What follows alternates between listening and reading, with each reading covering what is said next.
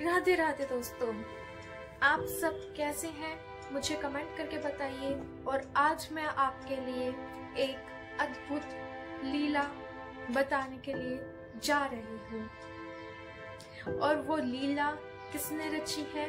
लड्डू गोपाल ने रची है। जो आपने कभी सुनी भी ना हो वो वाली, कहीं आपने पढ़ी भी नहीं हो वो वाली लीला मैं आपके सामने लेकर आई हूँ। और इस स्टोरी का नाम है जादुई वृक्ष, जो कि ये भी एक लड्डू गोपाल ने ही लीला रची है।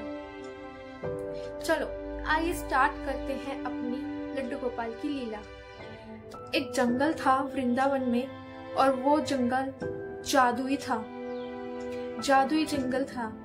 उसमें एक जादुई वृक्ष था और वो वृक्ष सबकी इच्छा पूरी करता था।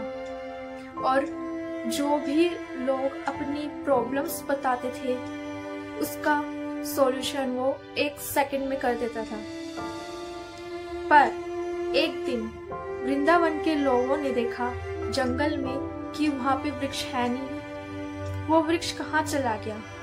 और लोगों को ये भी पता था कि उसकी एक शर्त थी वृक्ष की।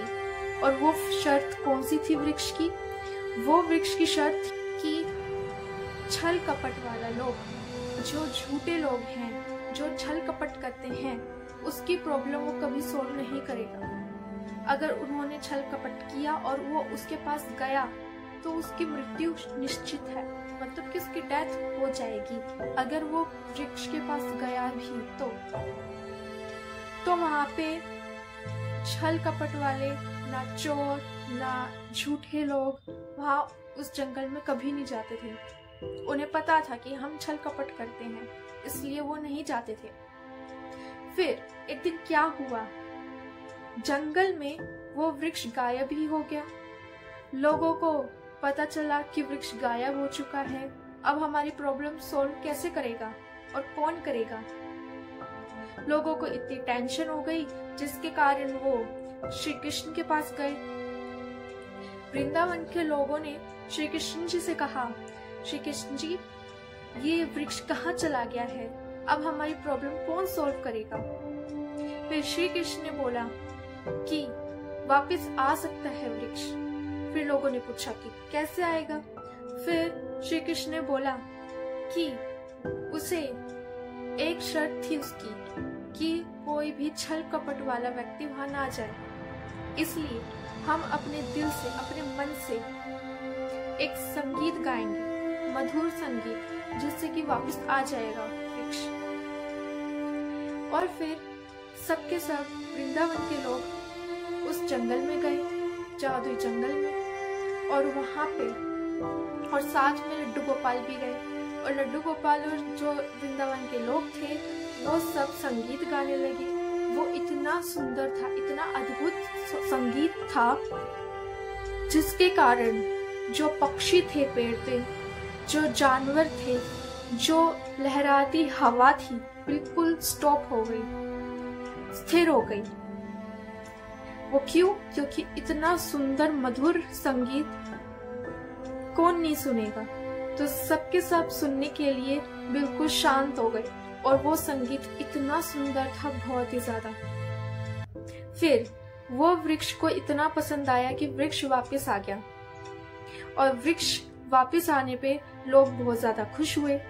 अब लोगों ने पूछा, लोगों के अंदर भावना थी कि भाई हमें इनसे पूछना है कि आप चले क्यों गए थे।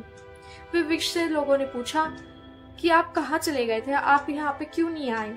फिर वृक्ष ने बोला कि मैं आ तो जाता, मैं इसलिए चला गया क्योंकि तुम इतने निर्दय हो गए थे कि बस मेरे पास आते, और वो भी प्रॉब्लम्स के लिए। इतने निर्दय हो गए थे कि मेरे पास प्रॉब्लम्स के लिए ही आते थे और किसी चीज के लिए आते नहीं थे। इसलिए मेरे को गुस्सा आया और मैं यहाँ से चला गया। फिर लोगों ने सोचा, अरे हम तो इतने निर्दय हो गए जिसके कारण वृक्ष चला गया है। अब हम सोचते हैं, हमने एक आइडिया निकाला कि हम इनके पास डेली आएंगे, इनसे प्यार से बातें करेंगे और इनके साथ खेलेंगे, सब कुछ इनके साथ करेंगे।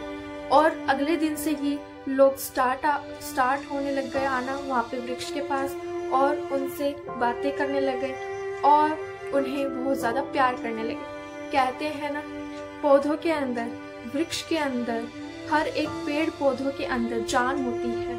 आप पेड़ों के पास जाओगे तो आपको भी पॉजिटिव चीजें, एनर्जी आएगी, पॉजिटिव एनर्जी आपके पास भी आएगी। और इस कहानी से यह पता चलता है कि दिल से प्रेम करो। जिससे आप मदद मांगते हो, बस आप मदद ही क्यों मांगो, उनसे प्रेम करो, लगाव लगाओ। ये लीला लड्डू गोपाल ने ही रची थी।